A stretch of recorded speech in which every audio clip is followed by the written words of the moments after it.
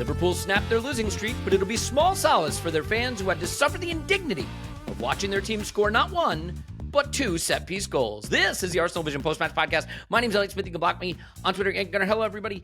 Welcome to the ArsenalVision Podcast. You know what? They scored two set-piece goals. We did it before it was cool. We did it when everyone said it didn't count and it wasn't good. But now it counts and it's good. Just if you're keeping track. But yeah, can you imagine? They've lost 4 in a row. And they're looking for some solace, a lift. And they go to the Champions League. And they get further dragged down into the mire by scoring 2 set-piece goals. They'll have to find a way through it. They'll also have to find a way through the fact that Mohamed Salah has apparently fallen out with the club. I don't know. He's changed his social media pictures, and Isak's got a groin injury, and it all feels like it's maybe set to go pear-shaped. We'll see. But this isn't the Liverpool Vision Podcast, thankfully.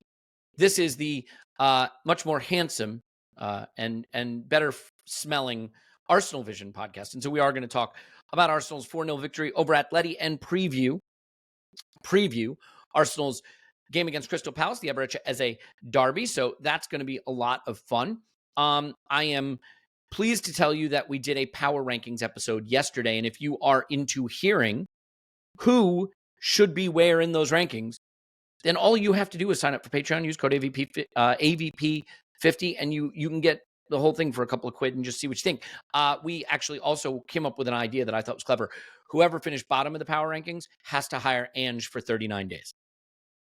You know, just see. We could turn this into something. So it's all happening. It's all going on. It's a beautiful day. We've got Victor Gyökeres, clearly the best striker in the world. We've got Zubimendi, clearly the best midfielder in the world. We got all that to talk about and more. And here to do it with me is Tim. Hello, Tim. Hello there. And Clive. Hello, Clive. Hello. Guys, the first question's a pretty obvious one. Either of you can take it. I'm not even going to direct it. You first one to answer. You excited for the star over the badge? Yes. Star over the badge. I'm buying it the second it comes out. They're going to sell a lot of kits with that star over the badge. That's all I'm saying. Not getting ahead of myself, but I do think they will sell a lot of kits. I can't believe on the women's side they haven't gone with the 2 stars over the badge. Why haven't they? I've got no idea, actually. I'm going to ask that question. They do it in like some branding, but they don't do it on the women's shirts, and I think that's a massive missed opportunity, I have to say. Let me just say, whatever the concern, is it cringe or is it breaking with tradition? If Chelsea can have that big, nonsensical dial of crap in the center of their shirt for the next 4 years, saying that they won the FIFA Grift World Cup, then we can put stars over the badge. Tim, I'll start with you with a quick question. Just apropos of nothing. I find that I struggle to connect to the jeopardy of the Champions League table phase because I don't really understand how much jeopardy there is yet. So I went into this game against Atleti excited to see, Mikel measure himself against Diego Simeone. And, obviously there was everyone saying it was going to be the Haram Ball derby and all this stuff. And that was nonsense from the beginning. But I can't really decide how up for these European nights to be. Mm-hmm. But to me, watching from home, which I must restate is quite far from the Emirates, it sounded really loud. There was a cool light show and music display, videos of which have been circulating on social media. And I thought it sounded very loud, at least until the outcome was pretty much beyond question. So am I correct that it was loud? And what do you attribute that to? Have I just failed to connect to the European nights the way the match-going fans are connecting? No, you're not wrong at all. We had this conversation before the game, actually, because one of the guys I go to games with, home and away, his dad couldn't go, put his ticket on the exchange at midday. It didn't sell. And that's actually not that unusual for these Champions League games for the exact reason that you describe. First of all, no one really knows what they mean. Maybe in a couple of years, once we've been through this league phase a few times, people have a better handle. But I still think there's something about not playing the same team twice. Because if we were in a group stage with Atleti and we beat them 4-0, you'd go, okay, we're probably not going to lose 5-0 over there. So we're probably good to finish above them. Whereas in this kind of, jumble, and because the way the league phase works as well, they do work it up for TV to quite a good crescendo when they have that final day and they simulcast everything and they make it a big TV event. And from I didn't really engage with it last year, but I think maybe because I was at the fight. No, we played Granada. I can't even remember how I watched that. But anyway, like they turn it into like a big TV event. So it does have, by the looks of it, a bit of a crescendo. But leading up to that, it's just very difficult to get a handle on. And particularly because there's such a safety net where it's like, probably at worst, you're going to have that extra round, which you don't want, but it doesn't eliminate you. Like, basically, for teams of a certain level, it's quite hard to go out. Essentially, that's kind of the issue. So you're right. Like the tickets don't do well on the ticket exchange, and more people do try to get rid of them. And the other issue around that is pricing, because I imagine Arsenal look at it and go, it's Arsenal, Atletico Madrid, it's Arsenal, Bayern Munich, Category A. But actually, the supporters don't really feel like it's a Category A, because as much as it's two really good teams, we don't really know what the game means. And it's different to like if you put Arsenal Atleti or Arsenal Bayern in the Middle East pre-season or in the US or whatever, you're talking about an audience who might have a one-time shot to go and watch Arsenal. And it's like, I've got to go. And therefore, I've got to spend like $800 on a ticket or whatever. Whereas you don't have that in Islington with 40,000 season ticket holders who go to most games anyway. And then you put it on the exchange and your ticket's 80 quid. And there are people going, not sure I want to spend 80 quid on a Tuesday night for a game that I don't know the meaning of. So you're not wrong, but I think you're right in terms of like the atmosphere was good. And I think maybe that's just a little bit of that is that the vibes are quite good at the moment as well. And I think Atleti's not a team we play a lot as well. I know we played them in the Europa League. And we owed them one. We owed them one. That should have been our Europa League to win in Arsenal's final go at it. So we owed them one. I think it was a nice mix of we're familiar with the team because they've had the same manager forever. And actually, we probably assume some things about them that are no longer true in terms of their style and their image and things like that. But it's also not a team that we play like every bloody year, like Bayern.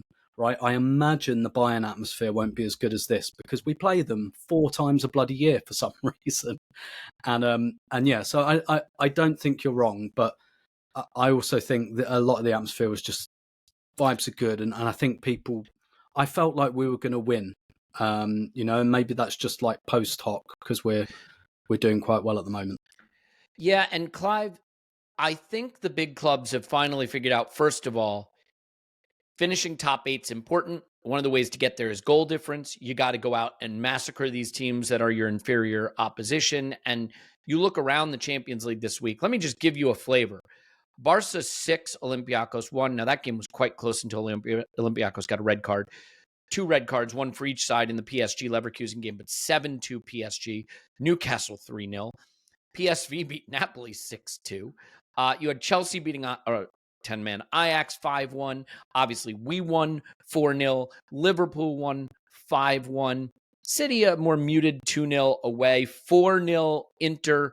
There were big wins for the big clubs across the Champions League. And I wonder if what you think. The big clubs aren't screwing around this time in the league phase. And I wonder if there are lessons learned from last season and you're seeing a change, or just that this was a weird particular phase of big clubs playing small clubs, red cards, penalties, things like that. What do you attribute these big score lines to? A deep conversation, really, if you want to go there. I think I always want these to be deep conversations. This could be really deep because I think the Premier League teams, plumb the depths, I think they won 19-2 on aggregate, something like that. My numbers may not be correct, but it was that this week. Can I stop you just for a which second? Team let everyone down though? Yeah. Well, I wanted to take the piss out of Tottenham. It is an opportunity to say that Tottenham managed almost no XG, no goals, and were blown away on the XG in their game. Otherwise, the English teams put the pedal to the metal. Sorry, but we have to laugh at Tottenham when given the opportunity. Now you can get deep. I apologize. All right. Tim was on it too. Let's get back on it. I think I watched the Spurs game, by the way. They were awful. They should. And so what does that tell you about the Premier League? That we are getting smarter and using our money more appropriately. We're not wasting it as much as we used to. Even Manchester United managed to get a couple of good buys this year.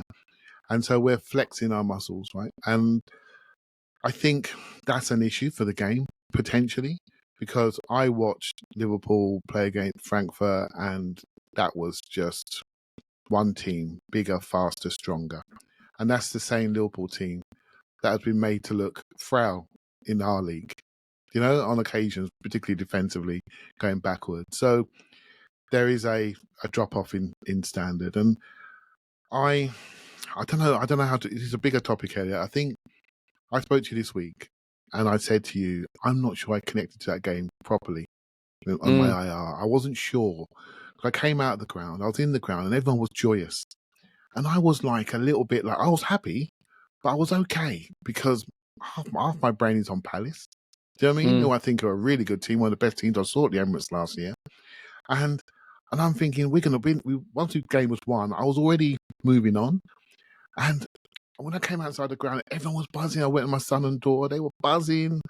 And everyone was so happy. And you were saying to me, the atmosphere was so good on TV. And I'm thinking, I'm having a word in myself, saying, why did I not go? Because I don't know, I like to think I'm not bad at connecting to a game and getting what people are feeling. And I didn't. And I thought, so I've just been to gym just now. So I thought, let me interrogate my brain, right? Let me interrogate my feelings. Why do I feel like this? And I got it. I got it a little bit. I thought, oh, you know what this is? In the last few days, as Arsenal people, we are getting a lot of love. And I'm not sure I'm dealing with the love really well. And when in life, when you have a lot of successes, I'm one of these people. If I'm going for a lot of successes, if there's a hole to throw myself in around the corner, I'll find that hole, throw myself in that to keep me balanced. Do you see what I mean? And I'm looking for a hole to throw myself in, and there is not one. Because when we make changes in the team, we look good. Everybody, even our mortal enemies, are saying we look good. I'm thinking, oh, I don't like this. I'm struggling with it a little bit. I'm struggling with it emotionally. And I thought, I need to work this out. I need to get better at this. And I think it's maybe, I'm not speaking for everybody, but in me, it's driving a little bit of edginess to say, I know this team is really good. I know we are fantastic in all aspects. We've got we can play any style you like. Okay, we've got a couple of forward injuries, but they're going to come back soon. Then what? We're going to go to another level.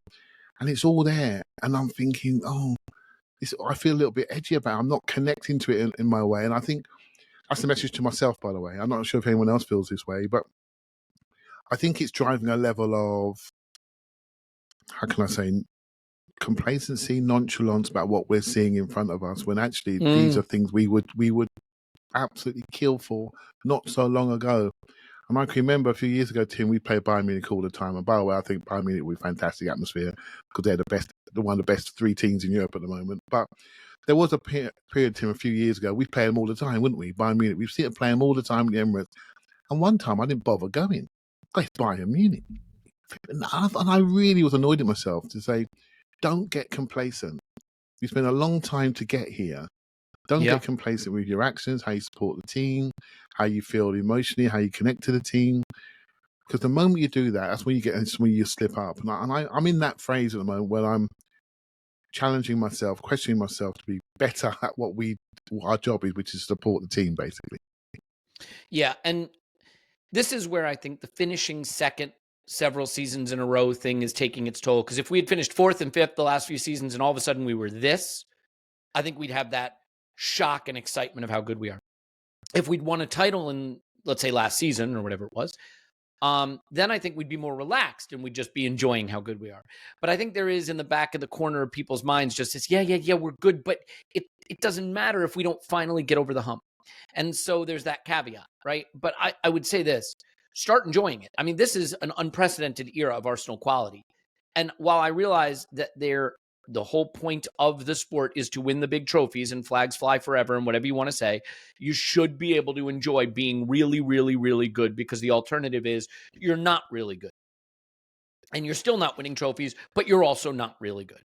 Okay? This is way better than that. And I just want to mention one thing, and I'm the weird person to bring it up, but I'll mention it because a lot of people got to me on socials or emails and things like that about it, which is there were a lot of red seats at the end of the game, a lot of empty seats. And I would simply say this.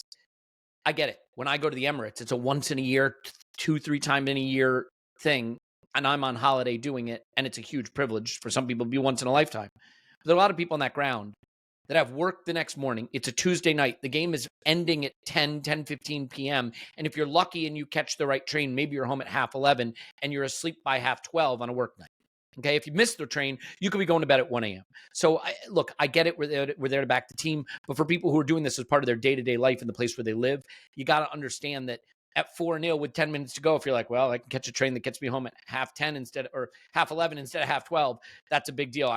Clive, I know you had mentioned, like, you got 2 trains to catch. One gets you home in time to be in bed by midnight. The other gets you home in time to be in bed by 1. And I don't want to make a big deal of this because it's not a big deal. Yeah. But since people asked about it, I just thought putting the context around would be worth it. No, I mean, yeah, it can make a difference. And obviously, I normally go to do a recording. So yeah, it can make a difference. Yeah, your voice notes, Tim's voice notes, part of the instant reactions, well worth what it. we do, right? So I want to get that done properly with my head clear. But what I will say, I felt a bit guilty this time.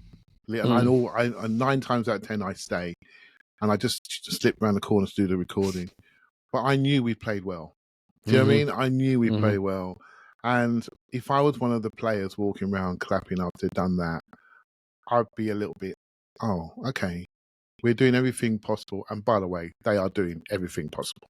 You know, we can sit here and pick on something. I don't know what we're going to pick on a negative today, but we can always find something. But what's the point, right? They're doing everything possible. And I think it's back to what I said earlier about being better at what we do, really, being a better supporter as such. And I will not be leaving on Sunday, put it that way. I'll be staying there at the very, very end.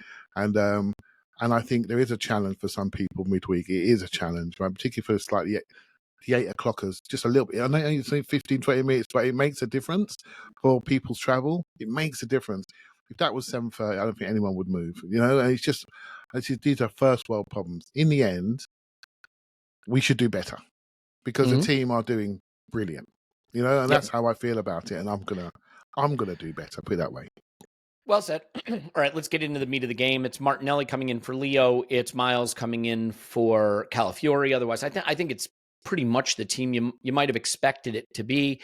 And Tim, it is, for me, a game of 2 halves. And not really in terms of our quality, because I think we bossed both halves, but in different ways. The start of the game, the thing that so impressed me is, wow, we're really good. Like right off the bat, we're really good. And one thing that I noticed, and I wanted to see if you connected to this, in the Premier League, there's just so little space. The space is shut down. It's covered. If you get somewhere, it's covered. And this is Atleti, right? Regarded as tigerish and bullish. Diego Simeone was in full maniac mode, taking his coat off, putting his coat on, screaming and yelling. But you get the ball, and there's space and time to turn and face and play a pass. Eze had a beautiful pass between center back and fullback to Saka. But it was the first time I can remember of Eze getting a ball in midfield and being able to turn and face, and there's no one in front of him. And he has time to pick that pass. So we really, really seemed to be in control early, Tim. But the story of that first phase for me was the right side.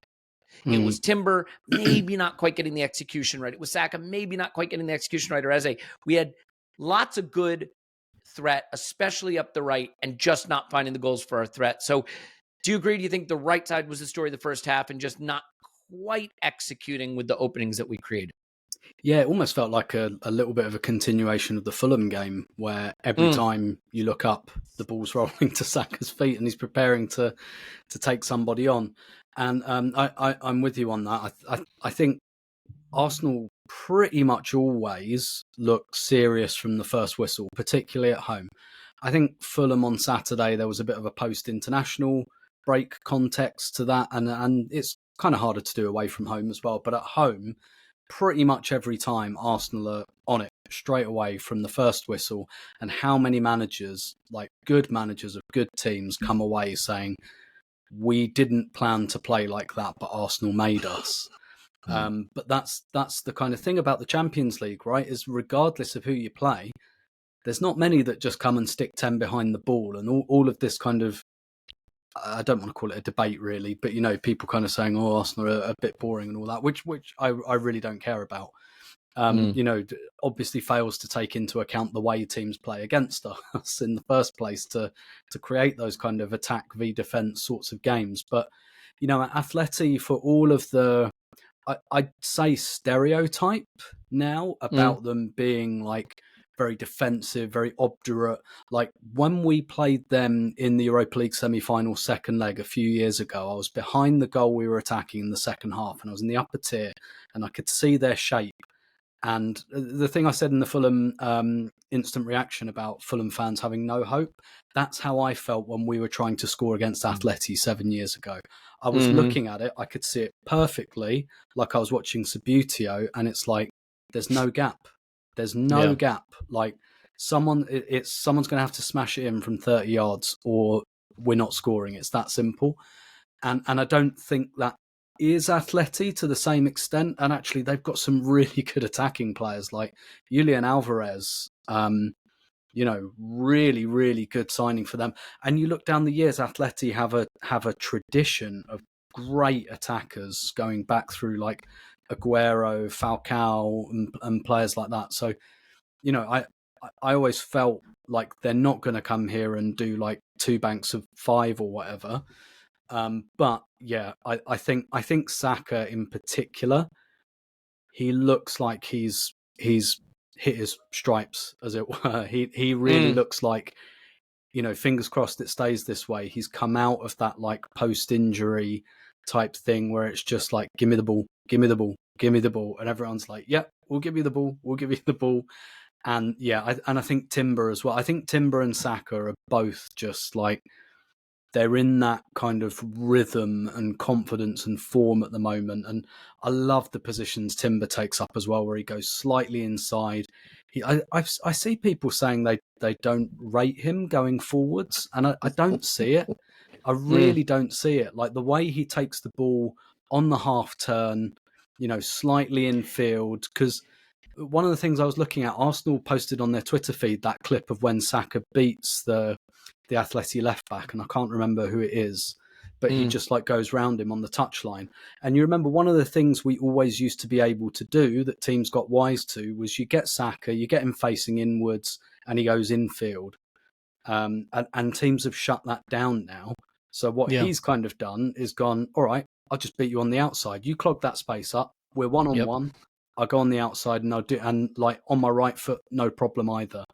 And I think there's just a sense that he's a bit unstoppable at the moment, and it's just coming out in the way we play. And I thought, just like Fulham, I thought he was outstanding. I don't understand how he's come out of these 2 games without a goal or an assist. I find it incredible.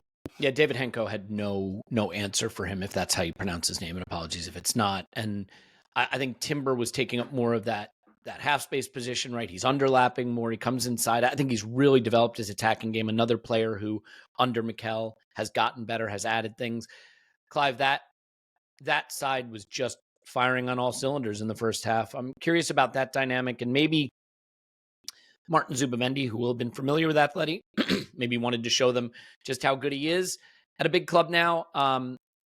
I know Gyökeres took home the Man of the Match award, and we'll talk about him. But for me, I think it was maybe Zubimendi. He was phenomenal. The right side was working. We just didn't get the goal. But thoughts on that dynamic, right side, and Zubimendi's contribution? Yeah, I think we're doing different things with how we're playing, and which is great. And I'm trying not to pin my thoughts on we're doing this on this side, on this on that side. We're doing what's required on the day and where the weaknesses are. And I'm thinking, Tim was talking earlier about the Atletico Madrid a few years ago. But when Marcos Llorente plays fullback for them now, and he's not really a fullback per se, and he can't handle us in wide areas. And the guy on the left hand side you just mentioned couldn't handle us. And we talk about different strength of opponents in these spaces, and where they can get away with it in La Liga. They beat Real Madrid 5-2 the other day, but we are attacking these spaces with real strength, quality, power. Particularly on the right hand side, what I really like about those two is they are really good defenders, the pair of them. So when you give the ball away, they win it back almost immediately. So their counter-pressing skills are great. More counter-pressing you're seeing is means you're going to play against unsettled defences. And if that's the mantra for this season, how can we play against unsettled defences? That's what we're doing. And Zubimendi is the best at this. Or no, I shouldn't say that. He's the one that's most recognisable to give us the opportunity to play against unsettled defences, because he passes the ball forward quite quickly when opportunity is there. And I think he just spots it. And again, you can pass. If I want to stand there, Elliot, and pass the ball forward, it's great. You pass the ball forward, but you need running targets, right? You need people that want to, whose body language that says, pass the ball forward. because I need it, and we have those targets. Saka's running in behind, Martinelli and Gyökeres running in behind, and so we look active as a team. We look active on the pitch.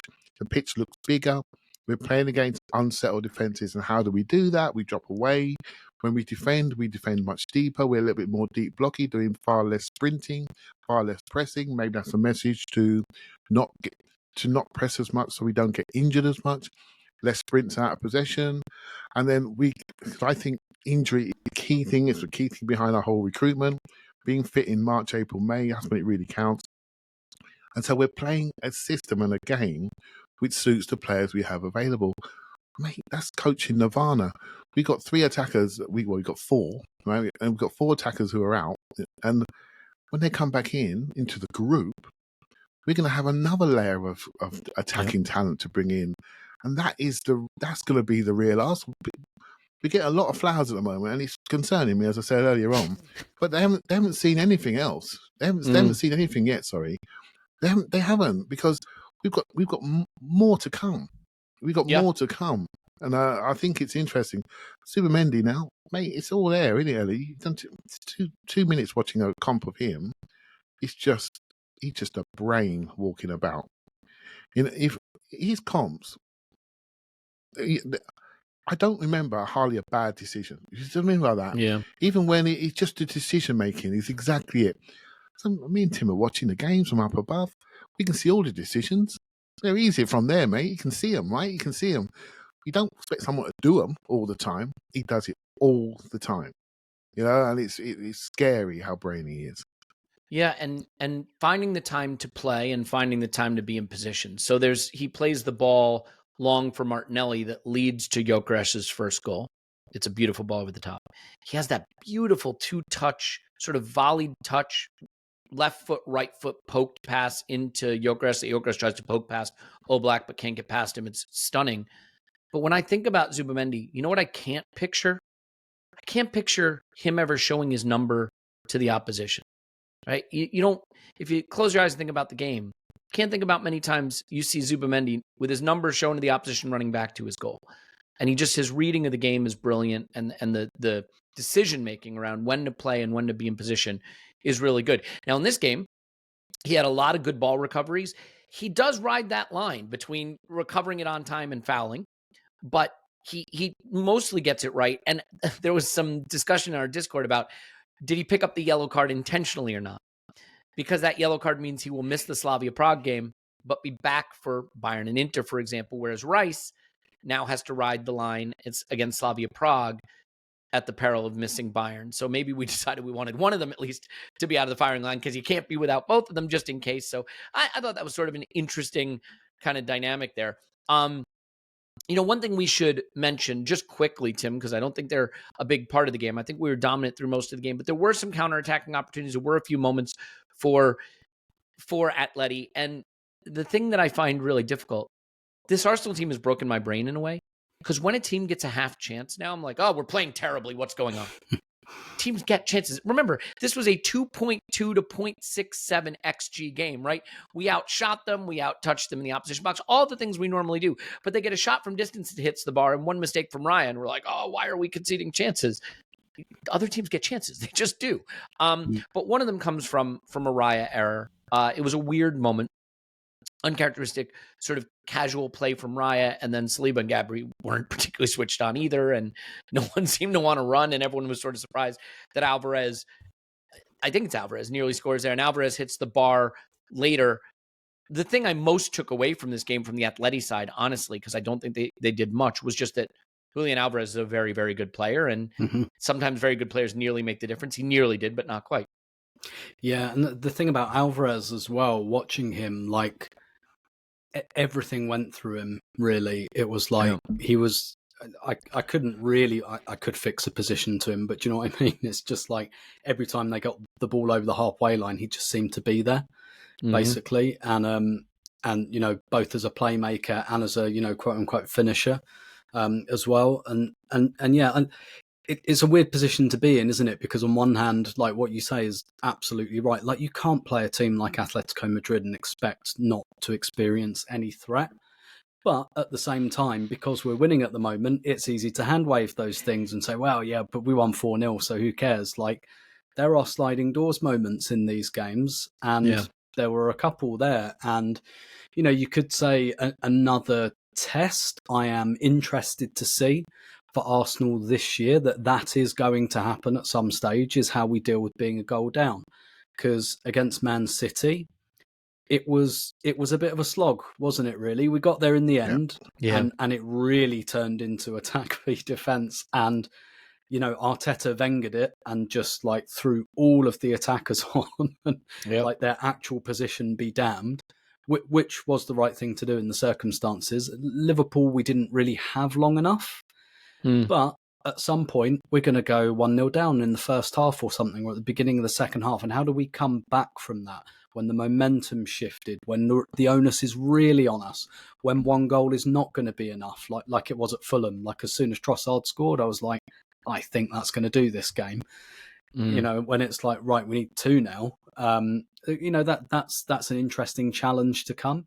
And against a team as good as Atleti, don't get me wrong, I'm glad we didn't meet that challenge in the end, but all of it's going to happen. There are a million games and a million different things. Well, not a million different things. I think if you're good, a million different things don't happen, but several different things are going to happen. Several different scenarios are going to present themselves. And I think it's fair to say we would not have won by 4 goals if one of those had gone in, and we might not have won at all. Those are the fine margins. I think it will be the same against Bayern. There will be some fine margins somewhere, and whatever the result at the end, one of the teams or both of the teams will look back on things like that and say the game would have been different had that happened.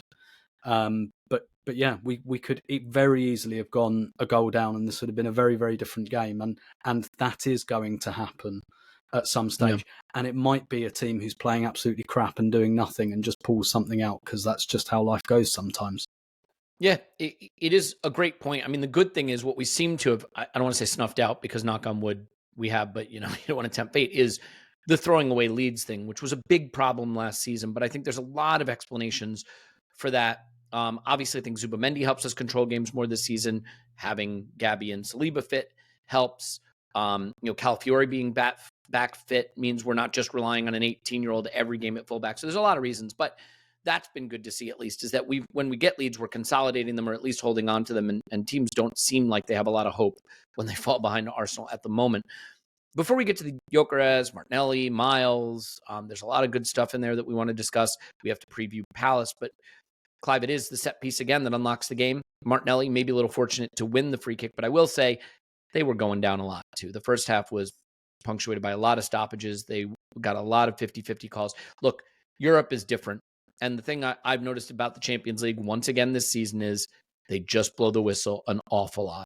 They just do. If you go down, you're going to get the call most times. So, you know, that broke up the play a lot. But we're lucky to maybe get the foul that Martinelli wins. Rice's delivery is brilliant. Gabby's header is brilliant. One of my favorite moments of the game is watching someone on Atleti point to Gabby and be like, someone mark him.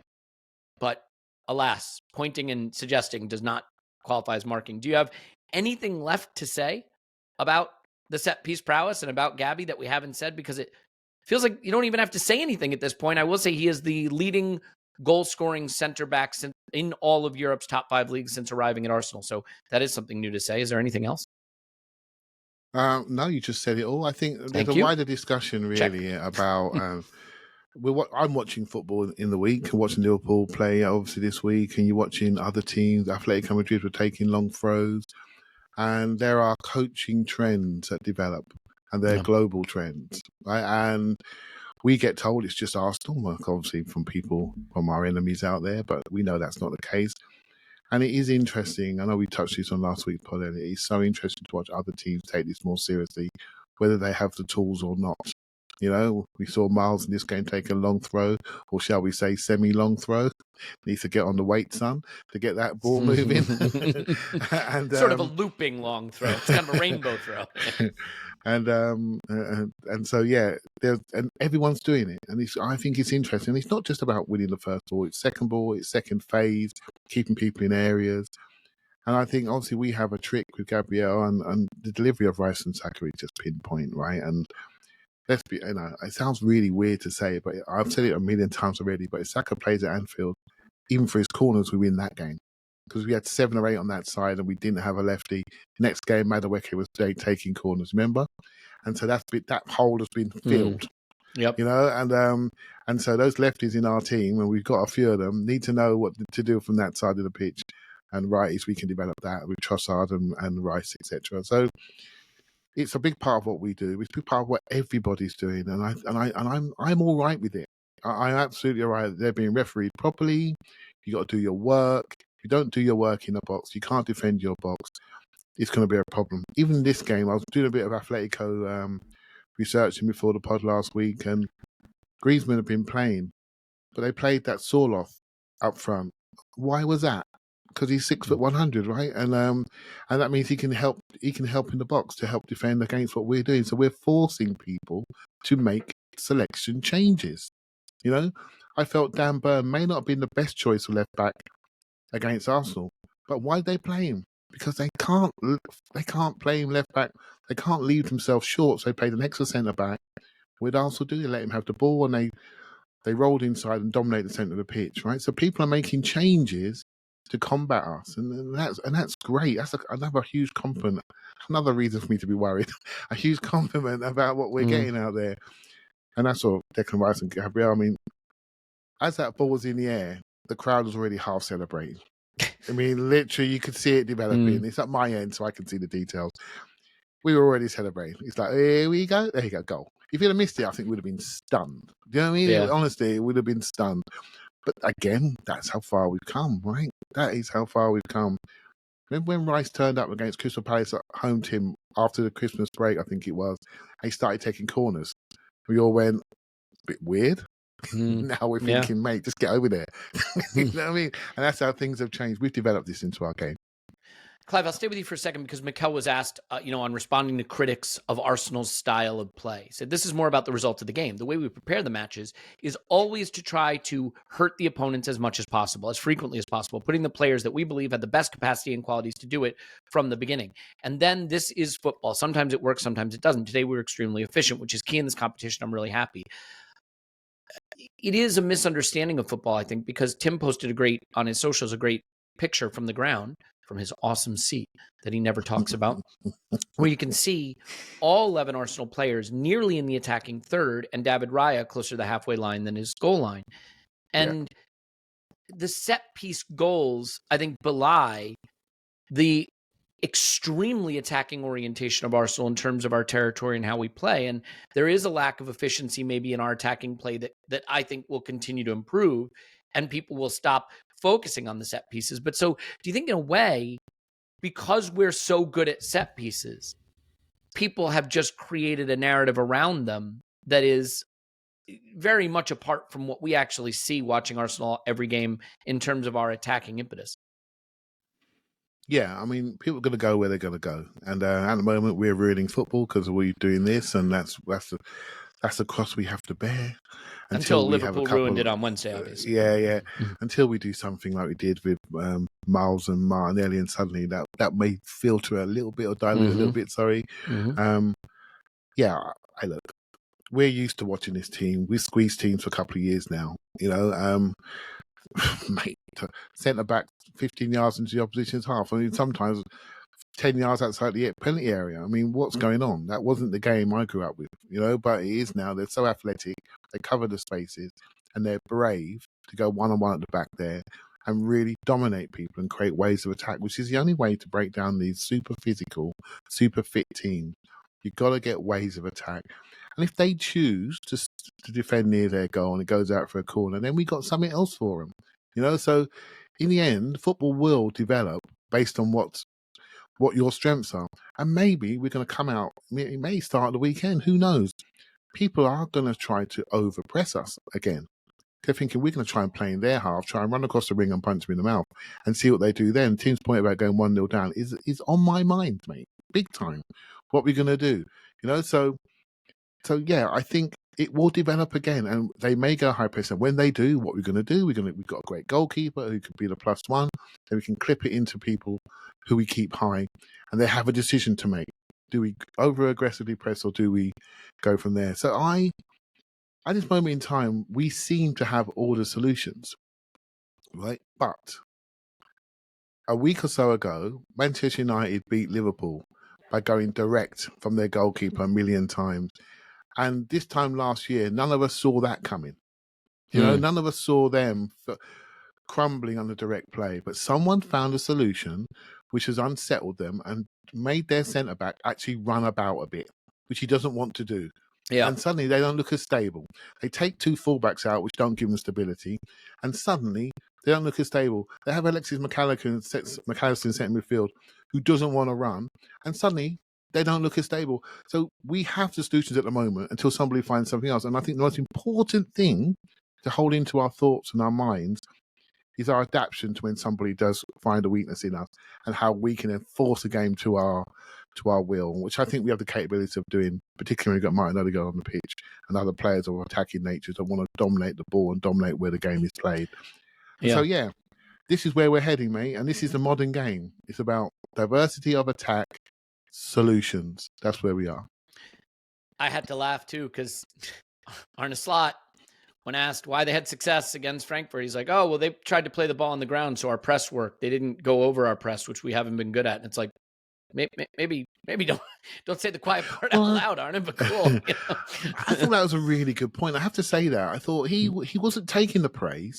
He said we were able to do this because of how the opposition played. And this is something we need to think about when we're watching the game. Liverpool, they're not back yet, because when they come to the weekend, they're not going to play like Frankfurt. Do you see what I mean? Maybe we're seeing that in Europe this week, where people are not as prepared for teams as they could be, as they are in the Premier League, where we know each other intimately. And that's why the goals going in, despite the financial disparity within the game as well. Yeah, I want to talk Gyökeres. Obviously, we got to get on to that. Man of the match, Victor Gyökeres. I want to talk about the Miles and Martinelli goal. Absolute stunner. Great moment for both of those players. Both who could use it, I think, by the way. So that's worth talking about. Maybe a little bit of the end game. Ethan came on. It was good to see him. I thought he looked bright. We got a preview Palace. So a lot still to go here. Let's tell you about brands before you yell at me to say, you forgot the brand. I didn't forget. We're doing them now. And then we'll get to the meat of the conversation. Just a scant 42 or 45 minutes or so into the podcast. Okay, so now we can talk about the man who was awarded the Man of the Match award. He says, repeating himself again. Tim, Victor Gyokeres, it's one of these things where it is the obvious responsibility of a striker to score goals to get praise. That's just how it works. But as analysts of the game, we don't have to fall into that trap. We don't have to just praise a player for scoring goals when we know that there's more to it than that creates the opportunity for the team to win the game. And you have come on this podcast and bravely said that goals are overrated, so you're the perfect man to discuss this. I believe that Victor Gyokeres' relentlessness is what struck me from this game, more than the goals, which are, a tap in with his special area, and essentially a heavily deflected shot.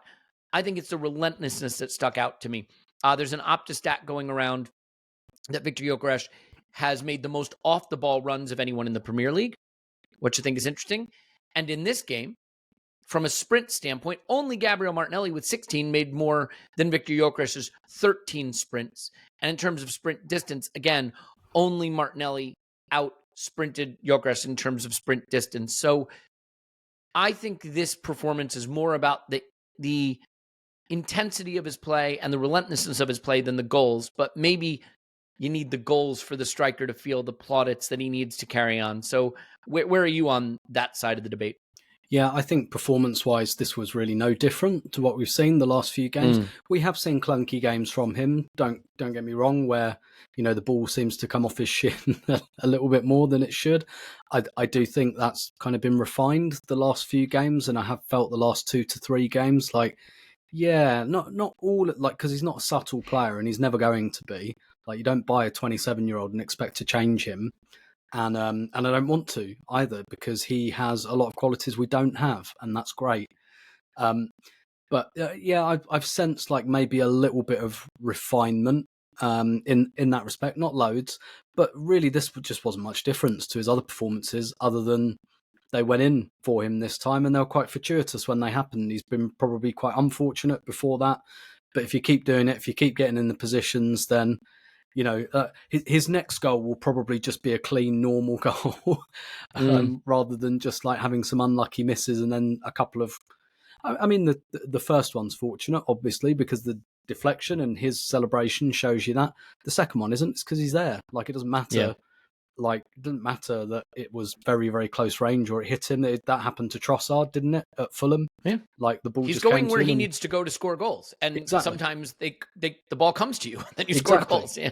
Yeah, and but obviously, I think you do. Like, people say people measure strikers by goals. I think a lot of strikers measure themselves that way as well. I'm sure it was on his mind, and you can probably see that by the way the players celebrated with him, because they're with him every day. You know, they understand that. They understand he probably really, really needed and wanted that. And it, almost reminded me a little bit of how when Havertz first started, those first couple of goals.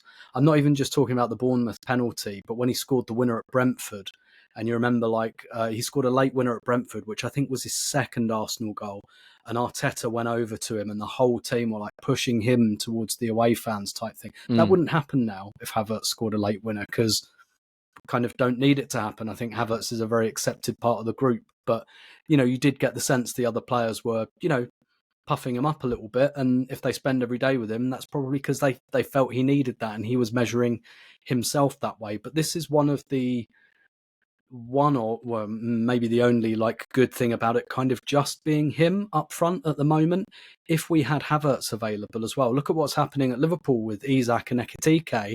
They're trying to fit both of them in, and actually neither of them are really doing it at the moment. When Isak wasn't there, Ekitike was doing it, because he was playing every minute of every game. So perhaps if Havertz was available, and don't get me wrong, I'd rather have had Havertz than not, but if Havertz had been available, maybe Gyökeres would have been coming in and out of the team, whereas you're going to start. He knows he's starting again on Sunday, so it's just like, keep going, just keep doing what you're doing. And Clive, you used the word about Havertz a couple of years ago, like almost overpraising him. And I feel like that's been happening with Gyökeres again, like Arteta's comments after Newcastle, where he was, and don't get me wrong, he wasn't lying about anything, but it was so effusive. Like, I went and gave him a big hug. I told him he wouldn't get decisions. I told him, go and be relentless. And I think what we're seeing is, like, I've said it before, and I've caught some flack for saying it. I don't think he's the guy we want for every minute of every game. I don't think that about Havertz up front either. It's just a case of what is the weight and balance between those two players. But I think Gyökeres has a lot of qualities we don't have elsewhere in our attack that are really, really useful to us. They will be more useful on some day than they are others, but the last few games they've been very, very useful to us. Clive? Yeah, I think this is really good stuff, mate, as always, Tim. I think the difference between Gyökeres and Havertz, remember when Havertz was coming in, we were trying to formulate in our minds what he was. Was he an 8 or was he a 9? So my mind was warped by that Community Shield when I saw him play 9. Brilliant performance. And the first time he got near to City, so I was like, I'm sold. He's not a 9. But then I go, but he can play in midfield. So let me listen to everybody else. He can play in midfield. We weren't sure. Then eventually he got to the 9 and became a 9. And now we've got, we understand that player a bit more. With Gyökeres, he's a 9. There's nothing else. He won't be playing wide or deeper. But the difference between Gyökeres is, despite his roughness on occasions around the edges, he's actually making us better as a team.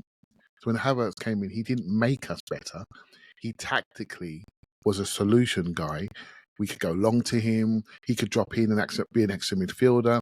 So he almost gave us a little bit of coverage about the gaps that we had tactically, without really being any strong, defined player, one single shirt on his number.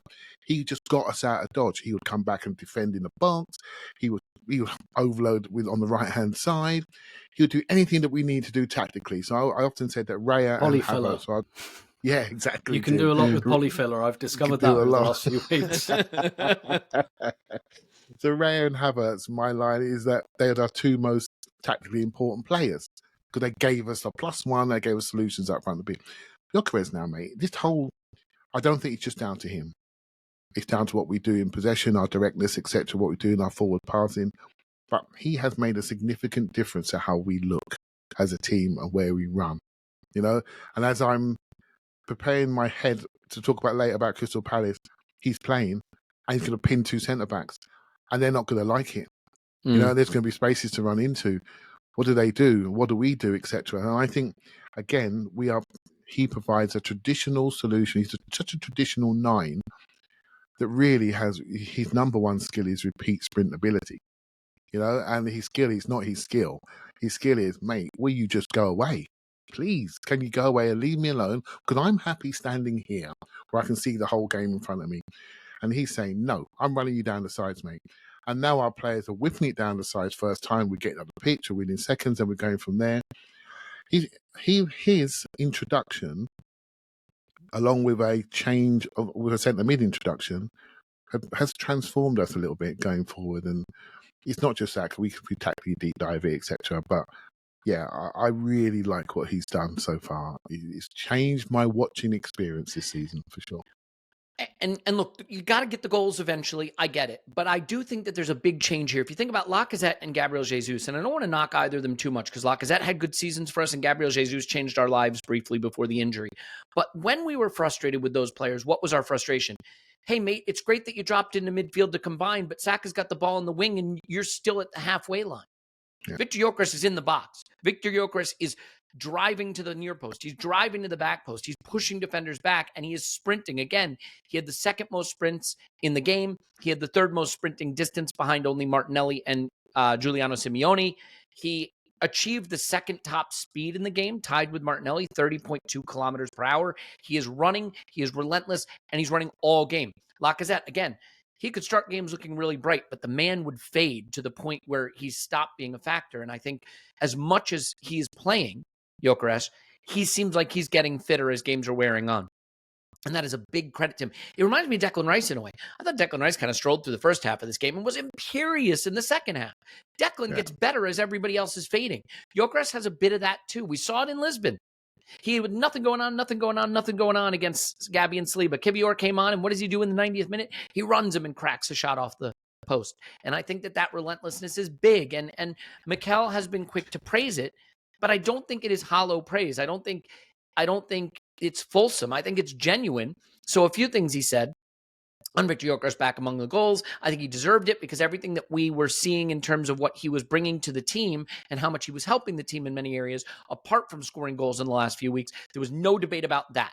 It was about keeping that belief in himself, that emotional state that he can enjoy and play freely. I think he's certainly done that today. Again, he was rewarded with 2 goals and the biggest smile on his face. Look at his teammates as well in the pictures and videos. They're so happy for him because he fully deserved it. And on the instant reaction, by the way, I made that point.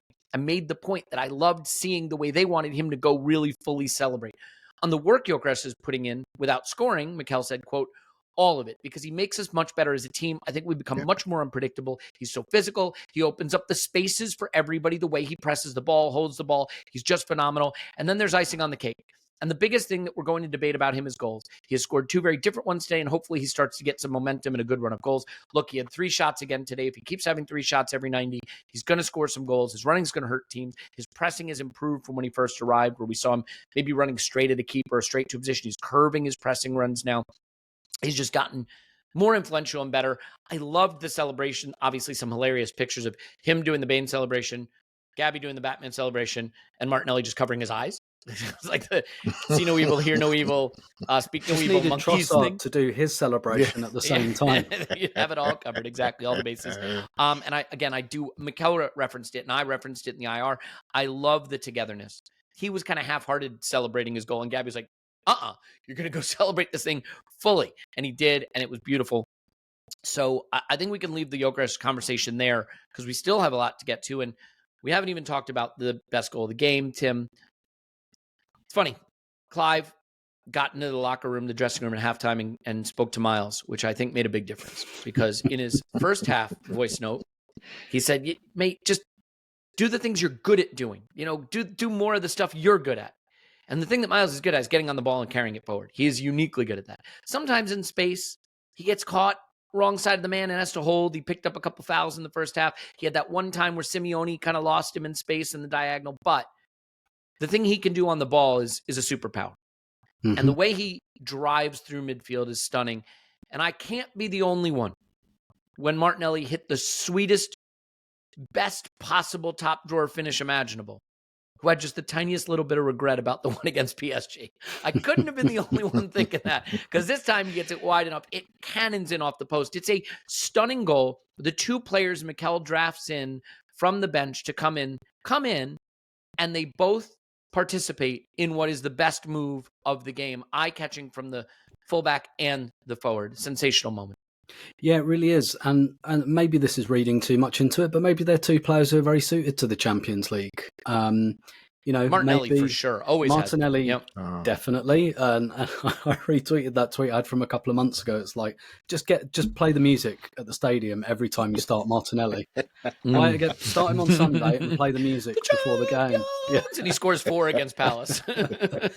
and it might be the same for Miles as well. It might just be where there's a little bit more space and maybe slightly lower tolerance for having your ankles hacked off in Miles' case, because that's really key. Yep, good call out. Because I was going to say, Tim, if there's anything about Miles, is sometimes he'll try to buy a foul if he's under pressure, and you're going to get more of him in the Champions League for sure. Yeah, and a lot of the time that's a really good thing to do, by the way. Like if you're under pressure, buy a foul, particularly in certain phases of the game. I looked up some data because I wrote an article about Timber about a month ago, and I had the impression that he got fouled quite a lot. And it was reasonably right. Looked at last season's stats, something like, close to 2, gets 2 fouls a game, pretty close to it.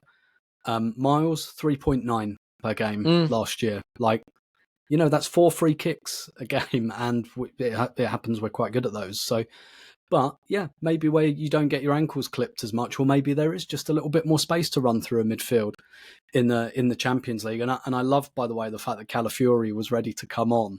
And it was just like, nah, sit back down, mate. This is taken care of. Which, to be fair, I don't think that's just about, wow, Miles did a madness, let's keep him on. I also think that was maybe about, it's 2-0 now. Let's not trouble Calafiori this week. And the other thing I kind of love about this game, Trossard doesn't come on either. Saturday, Fulham away. That's your game. You go and score the winner. Well done. But Tuesday night, you sit down, basically, and it works that way. Martinelli only got like a couple of minutes against Fulham. He was a time-wasting sub, basically, against Fulham, which is probably not exactly what he wanted in that moment. But Tuesday night, under the lights, Champions League, Atleti, you go do your thing, you go and score the best goal of the game. And Arteta spoke about that at the beginning of the season as well, about players needing to understand that there are days where you might not even get on the bench, or you might be on the bench and you might not get on. And it's not because you're a bad player. It's just that's how it's going to go sometimes. And by the way, you're talking about the depth, the defence on the bench, White, Mosquera, Hincapié, and Calafiori. That back four could easily have started this game, and it could still have been 4-0, quite frankly. So a lot of depth there. I love the fact that, Gabriel got a little bit of a bang. Again, 2-0, right, okay, we're not going to keep you on for 90 minutes. We don't need to. We've got Mosquera there. He's perfectly capable of coming on for the last 20. I loved all of that, but that goal you can tell when a team is flowing and when a team is confident. That's the type of goal that comes out from two guys who don't play every week. And, the contribution from Martinelli and Trossard, I know we talk about it a lot. Like, I didn't write either of them out of the club totally, but I still didn't think they'd be this big. And I know some of it's because of there's injuries. There's no Madueke. Eze is playing more central, but like both of them are having a massive, massive say in this season. But from Lewis-Skelly, that's right. That is like your superpower.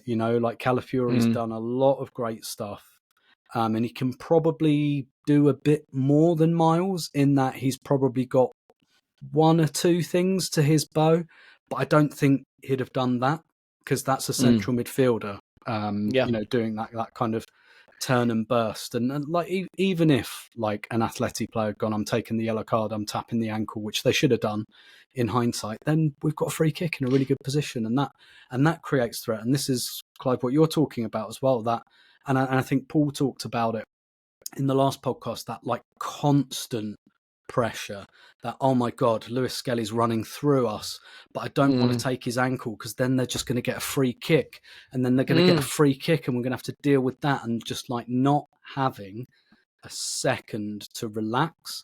And I think that goal's so nice as well, because like I'm loving the set piece stuff because I love that it annoys people. I really enjoy that it gets under people's skin, that we're so good at it. But it does feel like, you know, sometimes you need that kind of that flowy open play type goal, and it did kind of feel like, yeah, we'll get you on a set piece, but we'll also get you because our left back will go and dribble through three of you. And it does feel to me like there are definitely improvements still in our open play attacking. I think we're still yet to really click, like totally click there, but this is the type of goal that, you know, there's a big clicking sound when that one goes in.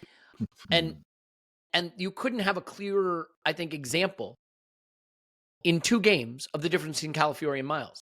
Because Miles doesn't run into the position that Calafiori takes up when Leo lays it off to him. And Miles doesn't score that goal the way Calafiori scores it. Unfortunately, it's offside. But Calafiori doesn't make the carrying run that Miles makes. 2 very different ways to impact the game. Both result in goals, one that counts and one that doesn't. Clive, your thoughts on Miles and Martinelli and what is, in my book, an absolutely stunning picture book goal? Yeah, beautiful goal, and that really did set the crowd off really massively, the way that went in, and so I got the atmosphere going. I think I had this thing about Miles not letting the ball flow through him enough, and in the last game he got fouled 6 times in the last European game. This game just a couple of times, and this game for me was a game where I felt he was a bit rusty on occasions, and then he grew into the game and he started to do what he was really, really good at. Martinelli was always set to start this game, and I think he's really taken you to Europe really, really well. I think, and our team's written about this in the past, and it's something that's really becoming prevalent now because we've got so many players that can play the position, but how Arsenal use the left back is totally unique, you know, and they're allowed to do unique things, you know. So Calafiori is basically playing number 10, but not like Zinchenko played number 10. You see what I mean? Because Zinchenko was a 10, dropped into left back. Calafiori was an inside-outside centre-back that can play left back, that's now playing in midfield, and then popping up at centre-forward and popping up at left wing, popping up wherever you like.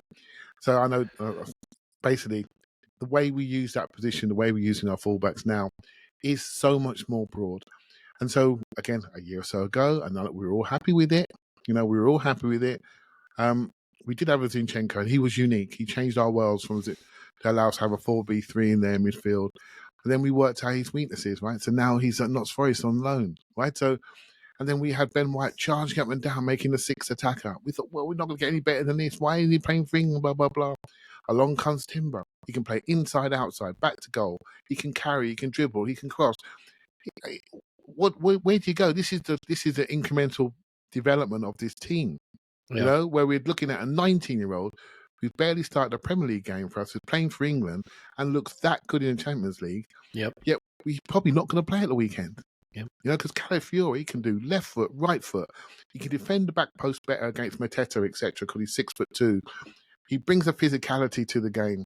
Liverpool are struggling with tiny fullbacks. This is where we are. This is where the game is. There is no redundancy in any selection. If you want to win at the top level, we can't carry a Zinchenko anymore. We just can't carry it. You see what I mean? Really good player. I really liked him. But we've gone. We went to Miles, now we've gone. And Hincapie, we've not seen him yet, and he's just a bullet out of a gun into a tackle. I mean, he's going to bring something else to the group, you know? So the game's moving all the time, and we seem to have got it right at the moment. And we've not just got it right for this year, got it right for the next 3 or 4 with the contract lengths, and I think that's key. But the game will move, and I just want to see how that happens and how we move with it. That's where my head is. Yeah, and I think, you know, first of all, Miles is 19. He's only just gone 19. It is important to keep that in perspective, but I'm so glad he had that moment because I think Calafiori was getting ready to come on for Miles. And instead, he winds up staying on after that, and he had that moment. And Mikel really took the opportunity to praise him. And I think this isn't just praising him because he deserves it, because he clearly deserves it. I think Mikel understands Calafiori's going to start a lot of games, and Capie is now probably going to start some games. And it's only going to get tougher to find those moments to use Miles. And so he wants to really encourage him in the chance he has to encourage him. And so, he said on Miles' performance, if you look at what he's done from December last year to now at his age, at this level, it's incredible. But I said it before, he's been really focused, really humble, and really good. When that happens and you have to play after, you are ready. And I thought he was really good today. When he was asked about squad depth, again, specifically, who'd he praise? The guys who maybe aren't going to find minutes to come by easily all the time. He says, quote, very good. I think Miles and Gabby were superb. The impact, the team, the results, they were ready from the beginning. The boys that come in again, and we use them in different ways. I think we need to try and keep them all involved. And even if they have a chance to play, and if they play at that level, it's a joy because it's going to elevate our daily training sessions. That will mean the standard will be higher and we will compete better. So I think he wants to send a message, right? He wants to praise the players that are on the fringes a bit when he gets the chance to, so they really feel celebrated and involved. Because to your point, Clive, they may not be involved at the weekend. Martinelli, I don't know. I mean, he's playing really, really, really well again.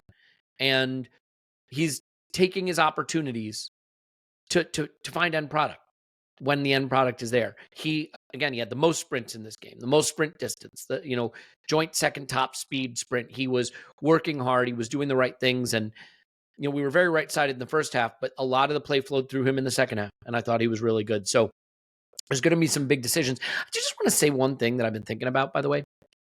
When it comes to this set piece thing, the thing that I think is so strange, Cristiano Ronaldo standing over a free kick, iconic stance, right? His broad stance before he strikes it straight into the wall. Lionel Messi curling one in. Thierry Henry's curled free kicks. We celebrate that skill.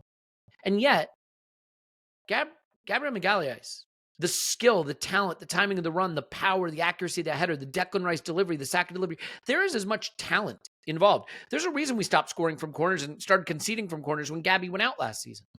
We should celebrate this as talent. Set pieces are seen as a coaching thing. Well, it wasn't a coaching thing when Gabby was out injured last season. It wasn't a coaching thing earlier this season when we were having Nani Madueke take wrong-footed corners, as Clive referenced earlier, right? Out swingers for the first, Declan coming over and taking out swingers. So it is talent.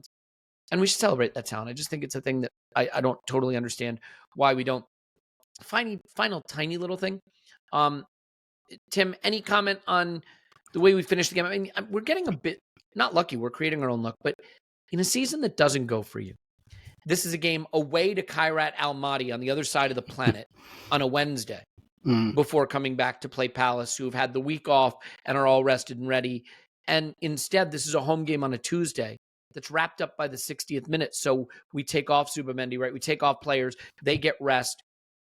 And Palace play on a Thursday in a game that they don't have a big enough squad to rotate for. They have to be ready for. So I think that this has fallen well for us this season, some of how this is playing out. We did get a chance to see Ethan. We've not seen much of him this season, but I thought he looked really bright. So do you want to have just a quick word on the end stages of the game, the ability to get some players off, and any thoughts on the players who came on, like Norgard, Mascara, Ethan, anyone? Yeah, we're starting to get Norgard involved now, aren't we?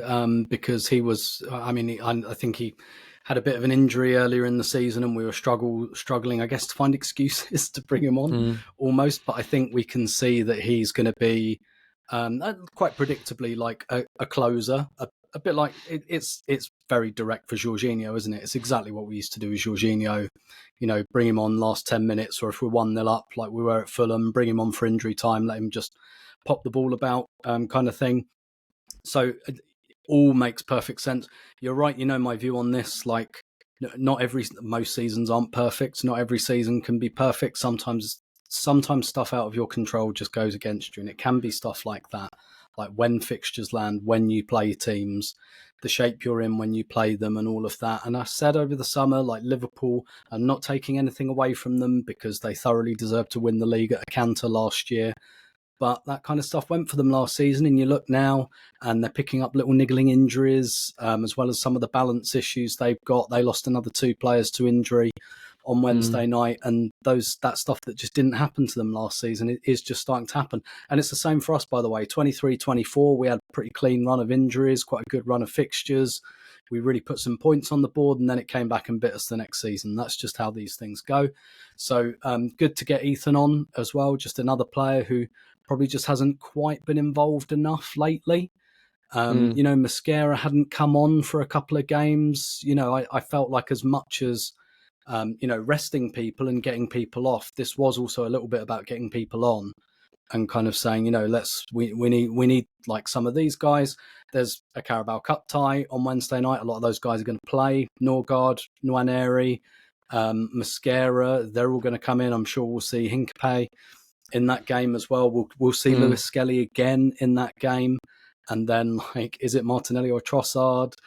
So there's games for everyone. But it felt a little bit to me like almost just trying to reintroduce some people that maybe were starting to get lost in the numbers a little bit. And you're right for Palace. Like they were on an amazing run of form, slightly slowed the last couple of games, but they give you a physical game, Palace, because they hit that big switch to Munoz all the time. They're always looking to get their wing backs involved, always looking for that, that big switch of play, particularly with a back three. When you've got centre backs that are kind of on the corner of the area, you can really, really hit that.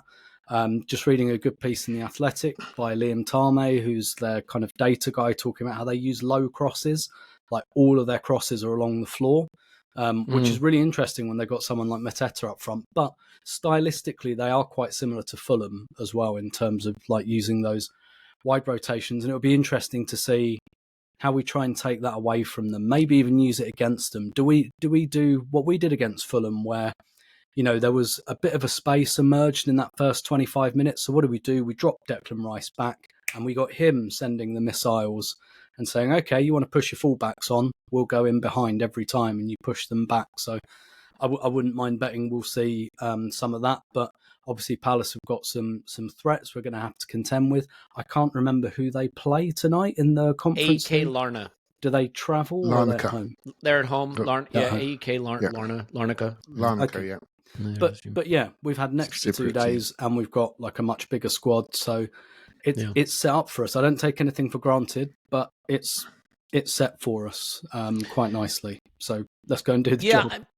I mean, we can move on from the Champions League and fully preview the Palace game. I just wanted to get this stat out because I think it's one that's doing the rounds, and if you haven't heard it, you should hear it. Since returning to the Champions League over the last 2 seasons in the league phase, Arsenal have played 9 games at the Emirates. We've scored 26 goals and conceded none. I mean, that's pretty good. That's pretty could do better. Pretty good. Could have got 28 goals. I really left a couple out there. Well, I'll tell you something. That record's going to be tested when Bayern Munich comes to town, and I'm very interested in that game, and that'll be a fun one to preview and a fun one to discuss, and there'll be a lot of interesting things to say about that, but that's not now. Right now, we're going to do a preview of the Palace game, and Clive, Palace sit 8th. I don't think that tells the story, obviously. They are top in XG, tied second in XG difference. Now, they're top in XG, but that is helped by having put 4.4 expected goals on the board against Bournemouth. And Jean-Philippe Mateta, responsible for almost 3.5 of the expected goals in that game, scored a hat-trick, should have had 4 and should have won it 4-3. They're an exciting team. I think that Sarr, Pino, Mateta front 3 group, or 2 behind the 1, however you want to say it, is exciting. Clive, they are dangerous, and they will certainly test our defensive record. I think this should be a hell of a fun game, the Eberechi as a derby. What are some of the first things that come to mind for you about Sunday? Yeah, I was impressed with them last season. They stood out to me. Even that period we were Champions League focused, I didn't feel comfortable, and the way they kept switching it, particularly into wide areas, I didn't like it. And I think they got a goal from a set piece or second phase, and Eze bounced it in from a volley edge of the area, and I could see that one at my end. I thought, oh, great, here we go. But at that point of the season, we weren't super focused on the league. We will be focused on the league at the weekend for sure. So how would we approach it? And this is it. And when you see their team, you think, okay, Munoz is a really good player, really good wing back, runs forever. Do you match him up with a Martinelli and say, we're going to run with you and we're going to try to push you back? Or do we do what we did at Newcastle, which I think we might do, which is play Trossard and narrow in and say to them, yeah, you want to keep switching it, but we're going to dominate you in the centre of the pitch. You play 2 in here. You have a box 4, really, but you play 2 in a box 4 with two 10s and 2 6s. You know, that's a box 4, to explain it properly. You have a box 4 in there, and so we're going to put 5 in there. And we're going to stretch you out. And when it comes back in the second balls, we're going to win it in there. And we're going to go right down your gut, and we're going to keep pressing you, keep pushing you, and we should break your system up. Because when you have a back five, what you have is pitch coverage, and you have comfort, and you have targets, so you can make the pitch wider quickly, and you can move people around, and you can get them to play your game. Even when you're on the ball, you have to be wary of their positional play, which is wider than a normal system, which is a bit narrow. So what we have to do is do really well with possession in the centre of the pitch and do really well on turnovers. Be really quick. And again, we've got people now that want to run. We've got a centre forward. The moment that ball's about to turn over, he just goes. And I think that we need to do that. Lacroix, Gay and Chris Richards, they're actually good players, really good players, And Chris Richards has come on a load this year. And Lacroix's a good signing, and players are quite smart in the market, particularly with Pina. It's a really good pickup. But I think we have to run them about. That's the key. Run their centre-backs about, make them not be comfortable, leaving one-on-one in there, and make them narrow their shape as a centre-back three, and then we'll have space to go down the sides a little bit. So I think it's important to break that system out. And the best way to do it, when you see people in front of you down the middle of the pitch and they're dominating possession and a 5v4 in there, you're going to have to move. So I do see Trossard playing. I do see Zubimendi playing, Gyökeres, Saka. I do see that sort of system. And Eze is going to want to show his best stuff, right? He's not going to want the lad saying you've gone off, got more money, playing Champions League club, and we've just done you, son. Shake your hand. You know what I mean? So you're going to want to play well, so you better play well. Yeah, Tim, what do you make of the Eze part of this? I assume he'll start. I assume he'll start in that sort of 10 position again, although I still think we'll see his best when he plays sort of what the Leo role has been this season. Agreed. And I mean, you never know. Maybe Marino comes in and Eze gets moved out wide. There's a lot of different ways we can play this because we may want another big body in there to go toe-to-toe with some of the bigger players that Palace have, or Mateta. I think the Adam Wharton role is going to be really interesting too, because he has an incredible eye for a pass, but he cannot tackle to save his life. So it'll be an interesting part of it. But yeah, where Eze is concerned, even again in this Champions League game, like he had the shot that deflects, that falls to Rice, that could have been a goal, but could he have played in Saka there? He had the one phenomenal seeing eye pass between fullback and center back to Saka that could have led to a goal. But he still feels very much like he's finding his way. And I think he's suffering from the fact that maybe just profile-wise, he's quite different from Ødegaard in the sense that Ødegaard plays that role much more as a box-to-box midfielder, right? He drops back. He picks the balls up off defenders. He carries the ball through the midfield. His ball progression numbers, both by pass and carry for Ødegaard, are always near the top of the top 5 leagues in Europe. Eze's playing it much more as a 10, between the lines, one line up, top of the attacking third, waiting to get that ball in a little pocket of space so we could turn face and create a little bit of magic. And sometimes the game is just not finding him. So I think it's still a work in progress with him in that role. I'm curious if you think this is an opportunity for him to really show his stuff, that he'll want to show something to Palace, or, if that might be a negative, right? They're trying too hard. How do you appraise his likelihood of impacting this game? Yeah, I think he will play that position again, not least because it's a League Cup game on Wednesday, and that will be, a chance for everyone else to get some game time. I think, I don't know the guy, so I don't know what Arteta will say to him, but maybe there is, pointing to that Rice game against West Ham last season where Rice gets hooked on 60 minutes, and whether Arteta says it, whether Eze knows it, it's that kind of, if you don't do it, I will take you off in front of those supporters and you will get ironic cheers and all of that. So don't focus on that.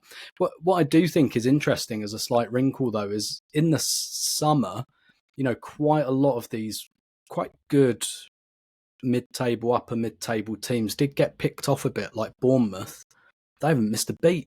Like their goalkeeper and 3 of their back 4 haven't missed a beat. Palace lost Eze and Elise the last 2 summers. Haven't really missed a beat. Newcastle lost Isak and they've bought Volton Marder. Volton Marder, yeah. And at the moment, it looks like they've done better. out of it somehow. Whereas Isak's struggling a little. I think he'll be fine at Liverpool, but it's groin injury now. Yeah. It's quite interesting that like a lot of these clubs haven't suffered that much so far when they've lost players. But I think Arteta would say to Eze, just play your game. Don't worry about all of that, essentially. But it's interesting, isn't it? Because you talk about how different Eze is from Ødegaard, and Clive, what you were saying on the last podcast about, get your touches up, which I think is almost what you'd said about Nwaneri as well when he plays that position. It's like not every touch you have has to be the killer pass. Look at someone like Zubimendi, where it's like not every pass has to be the killer. You don't have to, like sometimes you can just bounce a pass or go sideways or move someone around or take someone with you. But then there's that question about, but then are we just asking him to imitate Ødegaard? Or does which you shouldn't really ask players to just imitate the other guy. So is it more about the team coming towards him and understanding what he can give? What are you good at? You're good at shooting from the edge of the box. Ødegaard doesn't really do that much. Marino doesn't really do that much. But Eze and Nwaneri, you guys want to get shots off. And how did we break the West Ham game open? Eze shot. It was a shot with a rebound, and he probably should have scored before that from the left 8 position. So, it's probably more about how do we get the best out of you as much as him looking around and going, how do I really find myself in this system? But I do expect him to play. I'm sure it'll be fine. Expectations are really high as well. But I think that assist for the Martinelli goal against City, that's one of the world-class moments of the season. That is one of those moments in the season where you kind of go, that's not about coaching or instruction. That is amazing player does amazing thing and digs us out of the crap, basically, which all good teams need. Yeah. Yeah. Well, so I just wanted to say this while it's in my head. I still think when he gets on the ball, you see the quality. How he finds ways to get on the ball more and how he finds ways to make sure he's doing his job out of possession. That part's still to come for me, but once he's on the ball, the quality is obvious. Clive? Yeah, I think when I'm speaking about the touches thing, I normally do that with people. When I say it to real players, I normally say it because I want I want your personality to grow within the team.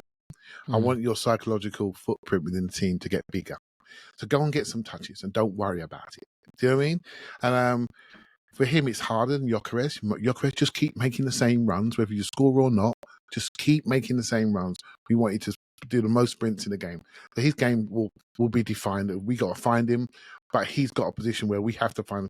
He's the customer of the ball going forward. Do you know what I mean? Yeah. With Eze now, we expect him to play make, which is a different responsibility. So how does he do that? So in our minds, and Tim, you've half said it already, but in our minds, Ødegaard, mate, he's super intense. He's all over that pitch, mate. When he travels zone to zone, I don't know what he's doing. He must have a tunnel in the ground because he pops up somewhere else. I don't know how he gets there, right? So he's quite an intensive playmaker. It's all about intensity, pressing. It's all high energy. Eze, you heard me say it before, he's Bob Marley, isn't he? He just bounces about between the lines, get it to me. But sometimes by standing still, you create space for yourself. So we have to adjust our minds to that. And I think he's more comfortable at this moment with our team, sort of standing behind the play a little bit deeper and dinking in behind. But I think he needs to get a bit more comfortable recognizing when Timber goes on the right-hand side and Saka go on the right-hand side, they're looking for a cutback, son. They're looking for that cutback to come back. You got to be there. That's your connection. That's your ability. Yeah. That's how you affect the team. Martinelli, on the goal that Gyökeres scored, the first goal, Martinelli does a fantastic cutback cross. Left foot, I think it was. And Eze came in with a flying Hong Kong Kung Fu kick to try to kick it in, but it got deflected, which fell to Gyökeres, and Gyökeres scores. Yep. That's what the coaching message for me would be. That's what you got to do. Off the sides, connect, ball strike, shoot. And then if you want to play make, you're doing it already. You're doing it from deep. The Saka dink pass down the side. Maybe that's what he is for us. Do you see what I mean? Off the side shooter, deep playmaker where he dinks it when Zubimendi's not in the picture. So that's where I am with it at the moment. And just got to get used to him. Can I ask you something about that, though? Stay there for a second, because this is a dynamic shift. When I picture Arsenal's triangles on the right, when I picture where players show up, and I picture Saka having the ball on the right wing, I think of Ødegaard, top of the box, sort of in that little pocket where Saka can slip the ball through to him between his two markers and then make the run. It feels like Timber is now in that spot. And Eze's maybe one more half space over, more in the center of the pitch. And so he's not as frequently combining with Saka. It's more Timber and Saka that are combining, Gyökeres making runs, and Eze's occupying more central areas. So that's a bit of a difference. Do you think that is something that we could maybe cycle a little bit, rotate a little bit, so that Eze could get closer to Saka? Because they had some beautiful little combinations in the Atleti game, but I think it's more commonly Timber doing it now. So again, this is what we do as fans. We all do it. We cut and paste, don't we? So we're used to seeing this. So we want to see if this guy does it, right? So he's doing it differently. So the right foot shot that got pushed out against West Ham that Rice slotted, that little diagonal run. Ødegaard's not making that central to the right run. Do you see what I mean? To get a shot off on your right foot. That's something that he does. The shots he got in the game against Newcastle, mate, that was an incredible game. You know, he is so unfortunate to get 2 goals in that game. You know, his edge of area shooting was stunning. And I thought his role in that game was really interesting, almost like a second striker. And so we have to let it develop in our minds, you know, that he's not Ødegaard. No, I don't think anyone can be. He's not Ødegaard, but he's him. And maybe, you know, you play with a unit, Elliot, or a pod, I used to say. A pod of 3. Maybe that is now a pod of 2 on the right-hand side. And a pod of 2 with Gyökeres and Eze, that's a 2 in there. Do you see what I mean? Yep. And then we're back to the 2s again, you know, which I'm fine with. You make it you overload an extra man late and make it a 3v2 on that side. So I like it. It's different. And I'm up for it. I am more excited watching football this year, and I defended everything last year. I'm so excited because of how we look, and we look different. And I just got to accept it and not critique it because it doesn't look the same as last year.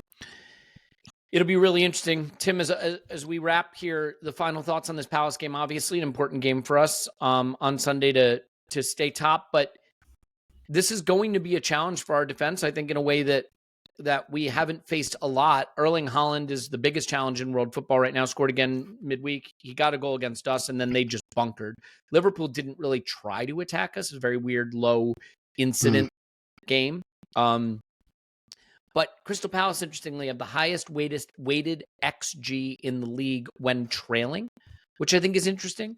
That tells you that if they do fall behind, they are really going to come for you, and that they've been good at that. And I believe they fell behind against Palace, at Bournemouth, and really, really went for them in a bonkers kind of game. So what do you think of this dynamic of them looking like one of the most ferocious attacks at the moment, and relentless attacks versus clearly the best defense in the league? Does that play into our strength, actually? Is this a case of us being the exact wrong opposition for them? Could be, hopefully. I do think once a few more of those Conference League games kick in, that maybe that'll even out a bit. But you're right, the data doesn't lie about where they are and where they should be. I think they've got the most big chances created in the league as well this season. So, teams really struggle with what they do and how they do it. I would say that there's maybe enough data on them now, because they're learning to play without Eze. They do something slightly different. They go much more through Mateta. At that stage, he's hit a bit of a purple patch. Well, to be fair, I mean, he got a hat-trick on Saturday. Before that, his goal scoring was kind of okay. But they've really tried to play to Mateta's strengths now, which is a smart thing to do. So it doesn't all go through Eze anymore.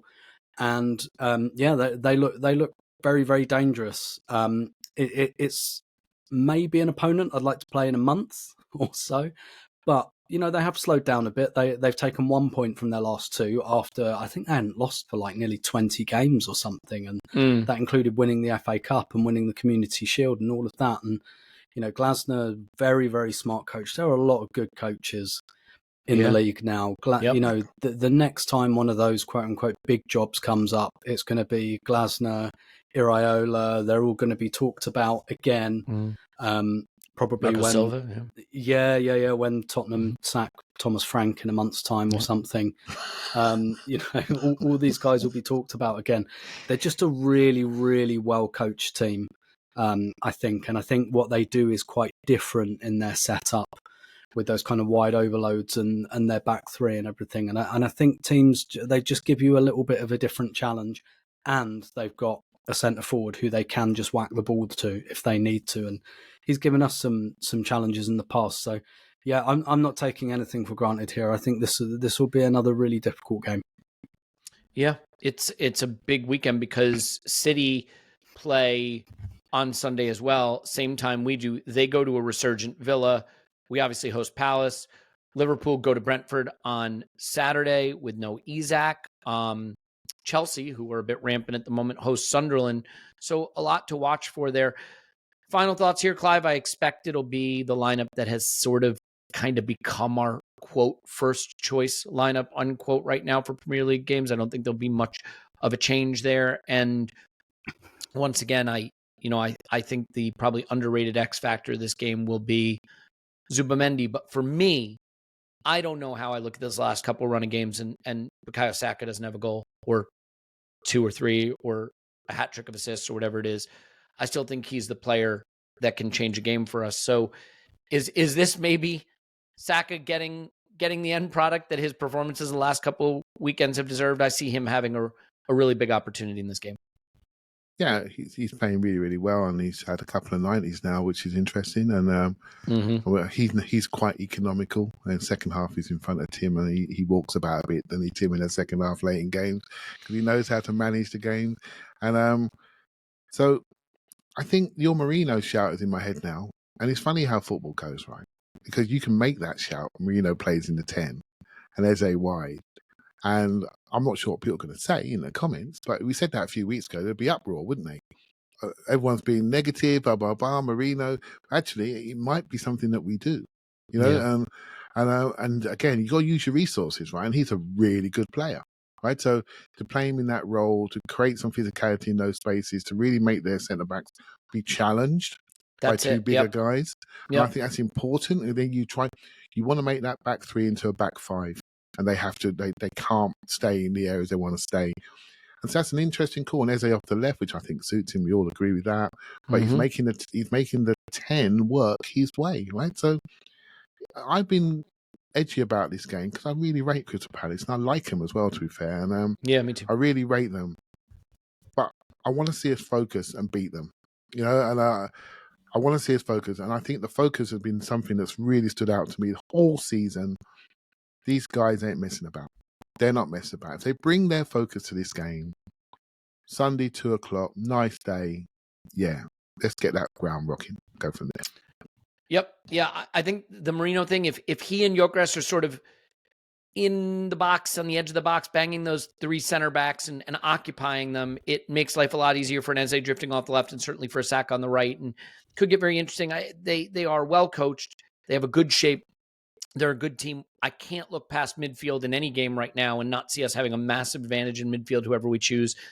Wharton would be really interesting if they pick him because, again, he can pick a pass. He's brilliant at it. But I just think his lack of range and lack of tackling means that you can run through their midfield a bit. So interesting dynamics there. I am excited to do the instant reaction after the big win there, especially with City having lost at Villa, because we back Unai on this podcast, obviously. So lots more to come. I think we've got something special cooked up for you on the Patreon tomorrow, so stay tuned for that. But until then, I think we can knock it on the head. A good midweek and hopefully a good weekend ahead. Tim, thanks. My pleasure as always. Clive, thank you, sir. Thank you very much. Thanks, everybody. We do love you being here. Give us a 5-star review if you don't mind. It's a way people can find the podcast. And we'll have some news, hopefully, on more get-togethers in the near future because we love seeing you in person. But for now, we just love having you join us on the pod. It means the world to us. We love being able to do this, and it feels like a very special season brewing, and very excited to go through it together. So we love you, and we will talk to you after Arsenal 10, Palace 0.